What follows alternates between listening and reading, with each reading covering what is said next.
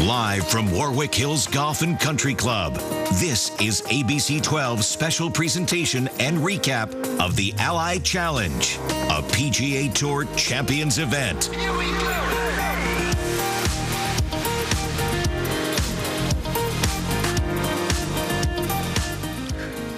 It was home to legendary champions Hale Irwin, Fred Couples, and Tiger Woods. But in 2009, the PGA Tour and the Buick Open left Warwick Hills. This is different. I think this is, we're not coming back here. I'm shocked there isn't a tournament there. I always felt like it was in the top 5 of our best tournaments, and usually they had 20 to 30,000 people out there that were very vocal on what I consider to be a fun, nice golf course. After 9 long years, professional golf returned to Warwick this week with the PGA Tour Champions Ally Challenge. Music to the ears of the Mid-Michigan fans who get to see their Buick Open favorites up close and personal once again. Can't believe we're coming back. It's so darn cool. But we should have never left here in the first place. There was always a great buzz, and there was always a great crowd, and you made us feel welcome. It was a great play. And it was buzzing again this week. Welcome back to Warwick Hills for the Ally Challenge wrap-up show. I am Ryan Slocum. Over the next half hour, we will take you inside the ropes of this PGA Tour Champions event, from the players to the fans to the concert. But what a better way to start off than what we are all here for, the return of golf to Grand Blanc. And we have a new legend here at Warwick Hills. It is the winner of the Ally Challenge, Paul Broadhurst. The Englishman came into the day 1 shot off the lead. He shot a 6 under par 66. He capped it by a birdie on the 18th to seal the deal. Broadhurst holds off Brant Jobe by 2 shots at 15 under par for his 2nd win in Michigan this year. Jolie Starr has the rest of the highlights from the final round. It was a hot one today in the 80s, but fans still making it out to the course. Scott McCarron was tied for first after round 2. He bogeys the 8th, which really hurt him on the leaderboard. Mark O'Mara had an up-and-down final day, but a beautiful birdie putt on the 10th. That one is just gorgeous. He bounced back around the top of the leaderboard all afternoon. Paul Broadhurst, this to keep the lead, no good. He bogeys the 11th, but bounces back on the 12th to take back the lead. Brant Jobe, he had himself a day, needed this birdie putt to be 1 shot back from the lead, and he sinks it. Tom Lehman on the 15th, he nails the birdie putt to put him at 2nd, but it was Paul Broadhurst. No one could catch him. He finishes the day 15 under, and Broadhurst is your first ever Ally Challenge champion. Yeah, delighted. It's one of the tougher wins I've had, no doubt. My game wasn't 100%. I wasn't driving it how most of the time the driving was okay, but I knew there was always a bad one in there. Yeah, really pleased, and to birdie the last was, that was a bit of a dream come true. Well, they didn't finish at the top of the leaderboard, but a pair of former Buick Open champions made a run in the morning. The 1994 winner, Freddie Couples, and 98 champ Billy Mayfair. Freddie looked like 94, sticking his approach on 18 to cap his round of 65 with a birdie to finish 9 under par. Billy wasn't too shabby either. He shot a Sunday 66. It's almost like we've gone through a time warp. It hasn't really changed. The crowds are the same. Everyone's kind of, everyone's a little bit older and all that stuff, but it feels like we've gone a time warp, but we've never left this place. We had a good time out there. Freddie and I have played both Saturday and Sunday together, and we kind of spurred each other on and all that. Yeah, when the guy in the first tee introduced us as, we forgot to call it the Ally Championship, we called it the Buick because we'd always had that on his brain, but it was good. Let's take a look at the final leaderboard. Look at these names. Some good ones. Broadhurst wins it. Brant Jobe right behind him by 2 shots. And then at 12 under par, Mark O'Mara and Tommy Lehman. Another great Sunday for Billy, as we just told you, but wasn't quite his final round in 2001. That may never be touched. That's when Mayfair set the course record with a 61. Billy has our first Warwick memory. Well, it was funny. I had my old buddy come back and caddy for me, the same guy that caddied for me when I won, and we were kind of struggling all week, but we could kind of tell by Friday things were starting to turn around. We played pretty good on Saturday, and Sunday just all kind of clicked, and we made some putts, and had a nice 9 holes there. That's for sure. Actually 10 holes to put it all together. But like I said, good memories.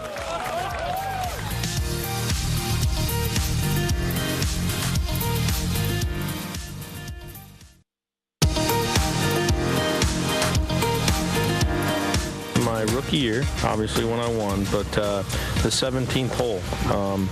I had played with Freddie Couples on Saturday, and to hear the chants of Freddie, and whatever on Saturday, and then to come there on Sunday and hear it Woody. I remember those chants on 17 very well.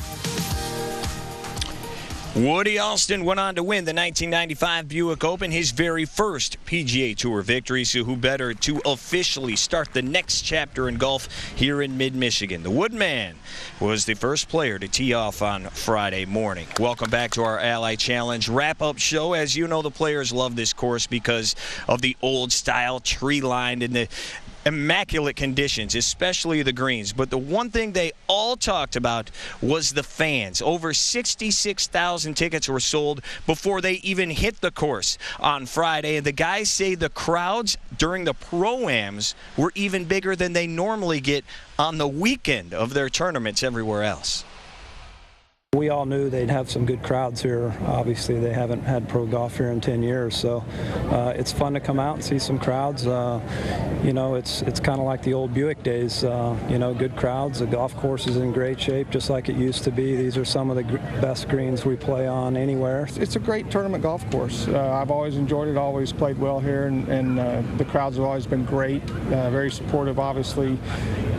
This part of Michigan comes out for golf, so it's cool to be back. There's a lot of tournaments where you see more volunteers than you see spectators, so it'll be great then. A lot more than golf here at the Ally Challenge. They added a fan zone out on 17. Jason Lewis and Jolie Starr went out there to check it out. Fans got the chance to try to sink a hole-in-one into the pond, and me, I got into the kayak, swam out to the hole-in-one, and tried to see if anyone could hit me. $10 if you could hit me. All right, who's up? Of course, it was our very own J.R. Kurtek, the only one to hit me with the golf ball. We got one. I did it. Warwick Hills has always been known for the original party hole on the PGA Tour, the 17th hole. But did you ever wish you could get inside the ropes? Well, now they have a simulator to check it out. You have 2 chances, and it's 149 yards.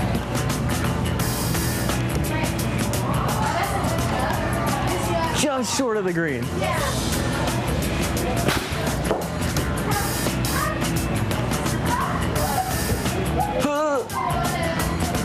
Oh man, in the water. Well, that definitely wasn't a good one. Well, I guess we just learned that I should probably stick to TV. All right, thanks a lot, guys. Those are just a few of the ways to have fun around the 17. Many fans have chosen a liquid alternative. We sent Andy Shambo out into the stands to go amongst the crazies. Once called the rowdiest hole in golf, the 17th at Warwick Hills Golf and Country Club. Now the party has laid dormant for 9 years without the Buick Open. But this week, that all changed as the Ally Challenge presented by McLaren made its way back to mid-Michigan.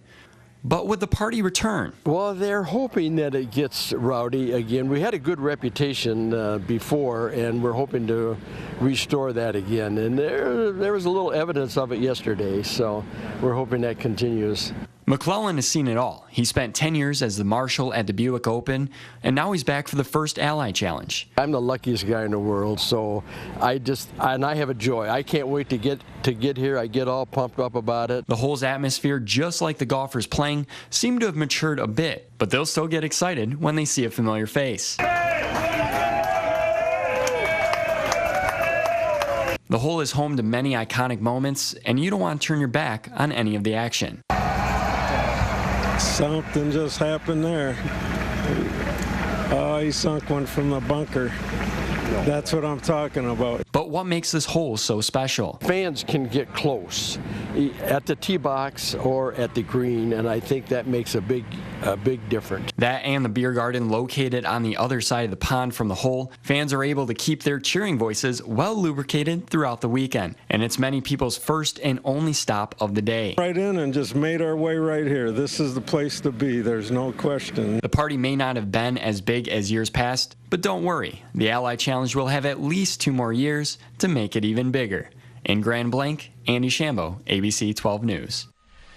For even more on 17, we turn to our colleague from Michigan Golf Live, Bill Hobson. And Bill is the book on all things golf around the state, but he found out the fans may have a little catching up to do. We've long known that number 17 at Warwick Hills is famous for being a raucous celebration, but did you know it is also the gathering spot for some of golf's most knowledgeable fans? We're going to set out to prove exactly that with a little game show that's sweeping America called Champions Tour Player or Elected Official.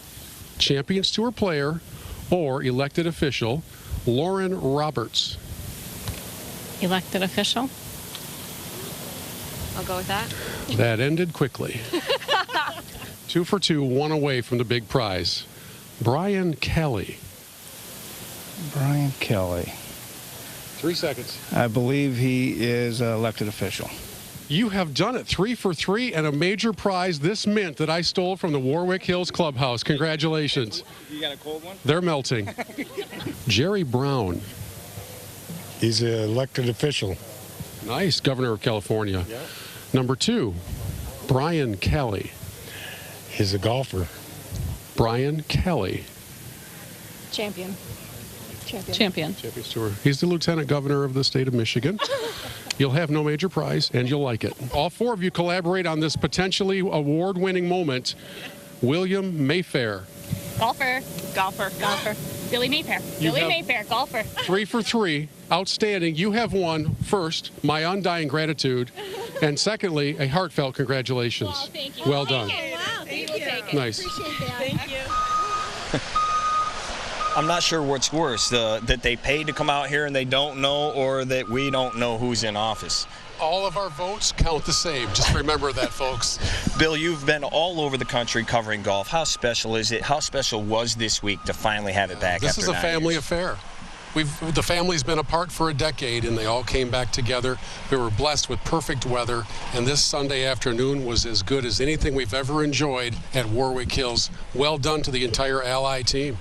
You're going to have more on your website from the 17th hole. Where can everybody find you? Go to the Michigan Golf Live Facebook page. You just saw a little edited version. The entire 7-minute piece with a lot more fans is right in there. So we have some fun there, and a podcast coming up tomorrow morning as well. Appreciate you, brother. You owe me another mint, though.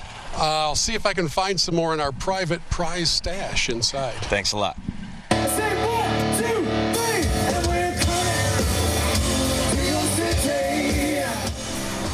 And it wasn't just about golf this weekend. After the Sunset Friday, it was all about rocking out. Country music duo Big and Rich took over Warwick Hills, performing for thousands of fans. The band also brought along surprise guest Gretchen Wilson, who performed her 2 big hits, Redneck Woman and the appropriately titled I'm Here for the Party. Kenny Perry partied at Warwick Hills 2 times, 2001 and 2007, the latter thanks in part to what he says may have been the shot of his career. 14th hole, the little short par 4, I drove it in the greenside bunker, and it was about a 30 or 40 yard bunker shot, and I'm really not very good at those. And I hit the shot of my life. I holed it for eagle, and that propelled me to a win that year. I remember fighting with Daly one year. You know, that was a It was pretty exciting. Yeah, I think a 3-shot lead. I think I went eagle. Then I went birdie, birdie, birdie. We were even. You know, he was 4 under, and I was 7 after 5 or something. He says, if you want it that bad, take it, kid. But he got me. VJ and Daly on their epic final round battle at the Buick Open back in 2004. VJ is a 3-time winner here at Warwick Hills, and this week the man from Fiji gave one fan a memory he will never forget. Angie Hendershot caught up with that fan on a very special mission, and you could say that he got a little help from above. When Father Kusi first moved to Michigan, there was one player the avid golfer hoped to meet at the Buick Open. The last of the Buick Open 2009, and I was disappointed that Vijay Singh, my fellow countryman, did not turn up for that year. But now, 9 years later at the Ally Challenge, it seems his prayers were finally answered. One of the best days of my life, trying to meet up with this guy whom we looked up to as our, our hero and our star, and he's put Fiji on the world map and he's done so much, always carrying the Fiji flag with him. To see, to meet people from Fiji, I mean, it's not every week you meet anybody. I mean, people have been to Fiji, but not actually from Fiji, so it was nice to see him. Friends from Father Kusi's time as a priest at Holy Family helped connect the two men from the tiny group of South Pacific Islands when their paths finally crossed in Grand Lake Township. And he signed my hat, and so I'm so excited, yeah. These days, not much takes Father Kusi from his new parish in Mason, but it was worth a few days away from the church for a chance to walk alongside a PGA champion and fellow countryman. This week I took a vacation just to be able to come and be at the Pro-Am and watch Vijay play this weekend. So you took vacation hoping to meet him? Yes, and you met him today. And I met him today. Yeah, that is a story, memory that will last a lifetime, as will our next story, unfortunately for all the wrong reasons. But it did have a happy ending this week. Jolie Starr has the details. I would give you a hug. I'm all sweaty, but... Oh, you're okay. You're okay. Still look great. Thank you. Your nose is just fine. After 12 years, Kenny Perry and Linda Gailey finally meet after Perry accidentally broke her nose with a golf ball at the Buick Open. I hit a 3-wood left on 16 going for the green and 2. Hit her smack on the nose, shattered it, and sent her some flowers. That's about all I could do. But it was good to see her after 12 years. I hadn't seen her, and tell her again I was sorry. Gailey says what she remembers most about that day wasn't even the accident. That was the one thing that really stuck out in my head, was how he was so concerned that day. His caddy kept trying to, because he still had to play. So his caddy kept trying to move him out of the way, but he kept coming back to go, is she okay? Is she okay? Perry surprised Gailey at the Ally Challenge with an autographed hat and many more apologies for that day back in 2007. Linda says she actually uses the story quite often as cocktail talk. Every time when people are talking about the things that happened to him in life, that's mine. At Warwick Hills, Jolie Starr, ABC 12 Sports. All right, thank you, Jolie. We will be back with the shots of the week and one last look at the champion, Paul Broadhurst, live next from Warwick Hills.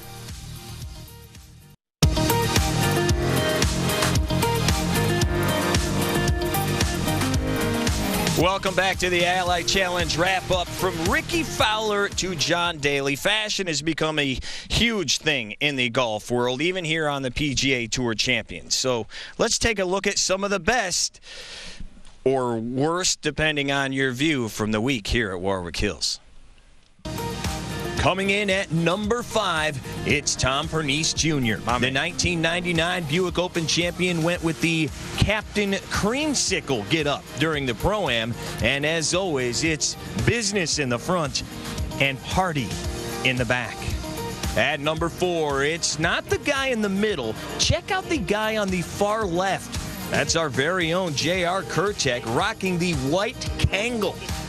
JR, Samuel L. Jackson called. He wants that hat back in his closet by 8 o'clock. Coming in at number 3, it's John Daly. JD pulled out of the tournament in the middle of the first round due to neck pains, but his pants will be stuck in our heads forever.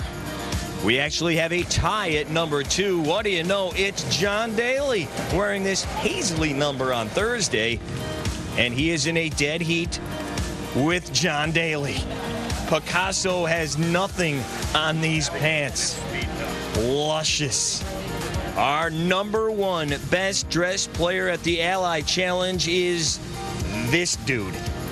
They told me Warwick Hills would be bananas, and my man is making sure of it. He took his fit to a whole other level at the Pro-Am, even has the hat to match. Oh boy, from incredible outfits to what the fans really came to see. Incredible golf shots. Let's take a look at some of the shots of the week. We will begin with the first great shot in the opening round. The 1988 Buick Open champ Scott Verplank chipping in for birdie on the 8th hole. Another Scott took the short game to the next level on Saturday. McCarron ends his day with a bird from the back of the 9th green that gave him a share of the lead heading into the final round. And our last shot of the week comes from David McKenzie. This is from the fairway on 13, the par 5 13th, and he sticks it. McKenzie with the beautiful approach, and that would set up an eagle. He finished at 8 under par. Let's take one final look at our winner, Paul Broadhurst. Kind of sprayed it around on the back 9, but that did not stop him from shooting a 6 under par 66. He wins the inaugural Ally Challenge by 2 shots over Brant Jobe at 15 under par. He also won the Senior PGA event earlier this year in Benton Harbor. I think the guy is going to try to gain residency here in Michigan. Did a beautiful job, as did everyone here at Warwick Hills. Golf is back. We can't wait until next year. We will see you then.